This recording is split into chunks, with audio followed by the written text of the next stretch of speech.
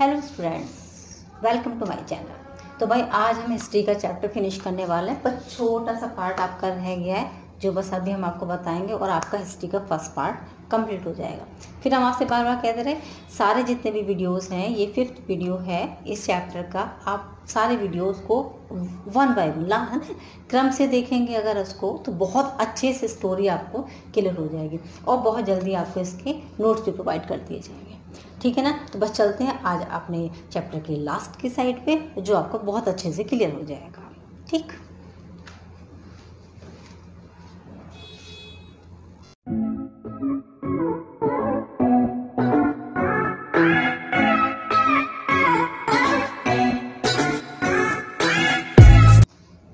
तो चलते हैं।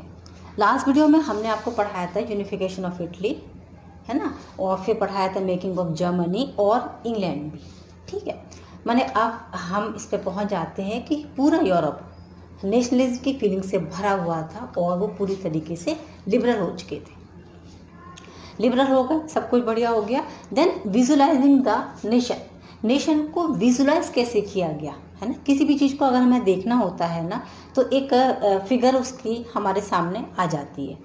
ठीक है, तो भाई एब्स्ट्रैक्ट हो, एब्स्ट्रैक्ट मीन्स होता है मतलब कोई भी चीज़ जो एग्जैक्ट नहीं होगी उसके जैसी होगी, हल्की धुंधली सी, लेकिन फिर भी उसके लिए कोई एक उसको फिगर देना भी तो जरूरी हो जाता है ना। जैसे अपने इंडिया को हमने दे रखा तो हम उसको भारत माता कहते हैं, है ना, इसका मतलब फीमेल फिगर दे रखा है, राइट। ऐसे ही यूरोप में हुआ और उन लोगों ने भी क्या किया, उसको nations began to be portrait. भाई पोर्ट्रेट बनाना है लेकिन उसको एक फीमेल फिगर दिया गया। उस फीमेल फिगर को क्या कहते थे, एलिगोरी कहते थे। क्या कहते थे, एलिगोरी। क्वेश्चन आता है भाई एलिगोरी क्या है। Nations began to be portrait as female figure called allegory. ठीक है, अच्छा, कुछ भी जैसे ये वर्ड्स थे, जैसे लिबर्टी था या फिर जस्टिस है या फिर रिपब्लिक है, ये सारे ही जो चीज़ें थी वो सब फीमेल। जैसे हम भी कहते हैं ना स्वतंत्रता कैसी होती है ना, फ्रीडम कैसी होती है, हम एक फीमेल वर्ड का यूज़ करते हैं ना, सेम है, बिल्कुल सेम है। जैसे अभी हम इसके आगे जब चैप्टर पढ़ाएंगे ना आप, इंडिया नेशनलिज्म इन इंडिया, वो बिल्कुल सेम हो जाएगा आपके लिए, बहुत इजी हो जाएगा उसे समझना, बहुत इजी। क्योंकि यूरोप का था भाई, हमारी कंट्री का नहीं था, तो उसको थोड़ा सा वर्ड्स याद करने में, उनके नेम याद करने में थोड़ा टाइम लगा ना, लेकिन हो गया। इंडिया का तो बहुत ही ईजी है, सब आपने सुना हुआ होगा, सिर्फ हम उसको एक समराइज करके आपको बता देंगे, समझ आ जाएगा वो चैप्टर। ठीक है, फीमेल फिगर में थे सारे के सारे, सबकी जगह में फ्रांस है, जर्मनी है, सब ने अपना अपना, क्योंकि सबका अपना अपना बन गया था, बस एक कंबाइंड होकर के उसको यूरोप कहा जाता था। ठीक है, तो सब ने अपनी अपनी एक कैटेगरी बना रखी थी। जितने भी कॉइन्स थे, स्टैम्प्स थे, उसमें भी उनकी इमेज को कैरी कर दिया गया था। जैसे अपने यहाँ रहता है ना, अपने भारत माता को जगह जगह बनाया जाता है, ऐसे उनके भी किया गया था। जैसे फ्रांस में जो एलिगोरी थी वो उसका नाम था मैरियन, है ना। ऐसी जर्मेनिया कहाँ थी, वो जर्मन में थी। ठीक है, उन्होंने क्राउन पहना हुआ था ओक लीव्स का। ओक मतलब यहाँ पे नेशनलिज्म यानी कि हीरोइक, जैसे हीरो होते हैं ऐसा उसको ओक लीव्स को वहाँ पे सिंबलाइज किया जाता है।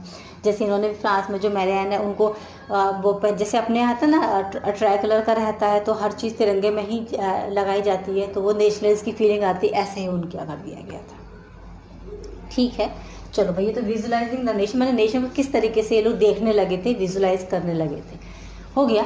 धीरे धीरे धीरे धीरे वक्त आगे बढ़ा और 19th सेंचुरी के हाफ तक तो सब कुछ बहुत अच्छा रहा, एकदम बढ़िया फर्स्ट क्लास। लेकिन लास्ट क्वार्टर में आ करके और थोड़ी प्रॉब्लम आनी स्टार्ट हो गई। स्टार्ट क्यों हुई थी, क्योंकि ना यूरोप छोटा नहीं है, बहुत बड़ा एक कॉन्टिनेंट था और सारे जितने भी पार्ट्स थे वो सब इंडिपेंडेंट हो गए थे।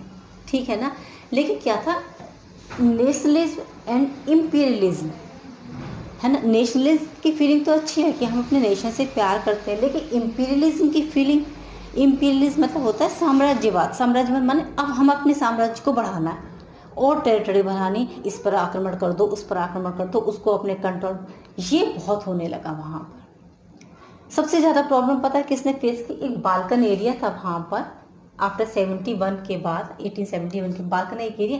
और बाल्कन एरिया में क्यों हुआ, क्योंकि बाल्कन में 10 छोटी छोटी कंट्रीज थे। देखो, Romania, Greece, Bulgaria, Macedonia, Albania, Croatia, Serbia और बोस्निया और मोंटेगन, मुझे भी नहीं याद है 10 नाम है ना। ये सारे इस एरिया के अंदर थे। अब 10 ये ठीक है ना। बस इन्हीं में होने लगा आपस में सोर्स ऑफ। सबसे बड़ा नेशनलिस्ट जो टेंशन का कारण था वो क्या बना, बाल्कन था। सबसे ज़्यादा नेशनलिस्ट का जो टेंशन का मेन कारण था वो बाल्कन था, क्योंकि सब क्या चाहते थे, सब चाहते थे अपने अपने ट्रेड को बढ़ाना और अपनी अपनी मिलिट्री की पावर को बढ़ाना। मिलिट्री की पावर कैसे बढ़ेगी, हम दूसरे कंट्री पर कंट्रोल कर लें, उसकी मिलिट्री हमारे में आ जाएगी, भाई डोमिनेंसी हमारी होगी तो मिलिट्री हमारी बात मानेगी ना।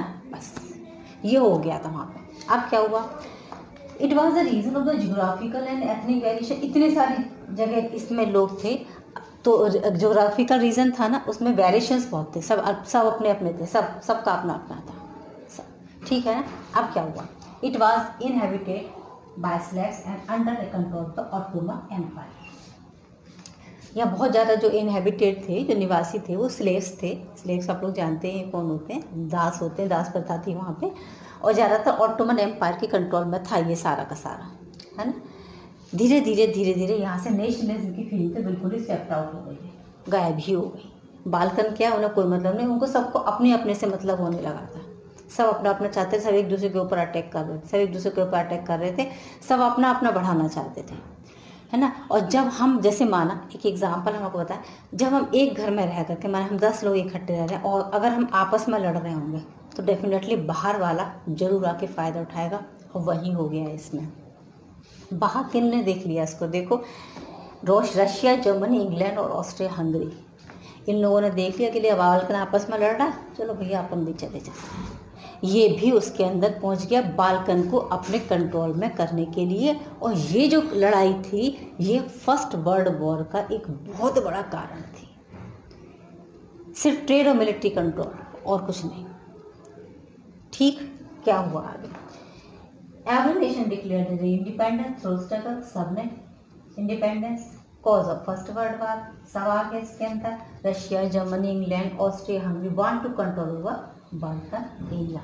और इस तरीके से यूरोप में ये प्रॉब्लम, मतलब सब कुछ अच्छा होने के बाद ये प्रॉब्लम वहाँ पर आनी स्टार्ट हो गई थी। और फर्स्ट वर्ल्ड वॉर इसी से आगे चल गया था। फिर 1914 में फर्स्ट वर्ल्ड वॉर हुआ था, पता है आपको, 14 to 19 तक चला था। ठीक, यहाँ पर आपका ये चैप्टर पूरी तरीके से फिनिश हो जाता है। फिर भी इससे रिलेटेड वैसे तो हमने बहुत कोशिश की है आपको कि स्टोरी के जैसा कहीं इंटरेस्टिंग बोरिंग ना होने पाए, कोशिश की है। फिर भी कोई भी प्रॉब्लम हो तो आप मुझे डेफिनेटली कमेंट बॉक्स में जा कर के कमेंट मुझे कर सकते हैं, ठीक है। या इससे रिलेटेड कोई क्वेरी हो तो वो भी आप मुझसे पूछ सकते हैं, ठीक है चिल्ड्रन। तो चैप्टर आपका फिनिश हो जाता है। नेक्स्ट वीडियो में मिलेंगे आपके साथ हिस्ट्री का लास्ट और अपने पूरे सिलेबस का एक लास्ट चैप्टर और रह गया है अपना, नेशनलिज्म इन इंडिया। बस उसके साथ नेक्स्ट वीडियो में मिलते हैं। तब तक के लिए इसको रिवाइज कर लीजिए, प्रिपेयर कर लीजिए, आगे बोर्ड की तैयारी कर लीजिए। मिलते हैं नेक्स्ट वीडियो में। Okay children, take care, good bye.